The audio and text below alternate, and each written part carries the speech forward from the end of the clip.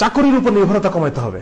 এই যে পড়াশোনা করে ডিগ্রি অর্জন করে অনার্স মাস্টার্স করে টাই লাগায় ফুলবাবু হয়ে এসির উপরে বসে অফিস করতে হবে, এটা ছাড়া দুনিয়ার আর কোনো কিছুই আমার করা যাবে না, এই মাইন্ডসেটটা হচ্ছে কলোনিয়াল মাইন্ডসেট।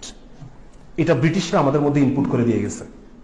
তারা আমাদেরকে বলে দিয়ে গেছে তোরা আমাদের চাকরি করবি, ব্যবসা করবি তো আমরা করব।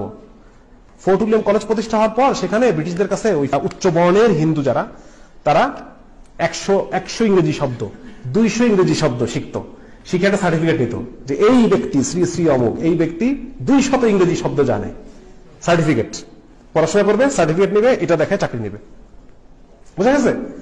এই হচ্ছে পড়াশোনা এবং চাকরি, এই দুটোর মধ্যে যে একটা ওতপ্রোত সম্পর্ক আমরা দাঁড় করে রাখছি, এর পিছনে এটা হচ্ছে কাহিনী। কিন্তু অথচ আমরা মুসলিমরা ছিলাম ব্যবসায়ী জাতি। আমরা কি ছিলাম? ব্যবসায়ী। ব্যবসা আমাদের শক্তি ছিল, ব্যবসা আমাদের দাওয়া ছিল, ব্যবসা আমাদের অর্থনৈতিক বুনিয়াদ, সবকিছু আমাদের ব্যবসা, আমাদের সবকিছু ছিল। সেই ব্যবসাকে ছেড়ে দিয়ে আমরা এই চাকরির মধ্যে ঢুকছি।